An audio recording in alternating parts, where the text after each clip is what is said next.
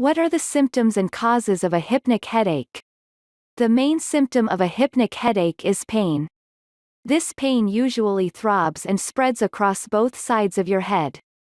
While the pain can range from mild to severe, it's usually bad enough to wake you up when you're sleeping. Hypnic headaches are also called alarm clock headaches because they usually happen at the same time of night, most often between 1 and 3 a.m. and at least 10 times a month. These headaches rarely occur during daytime naps.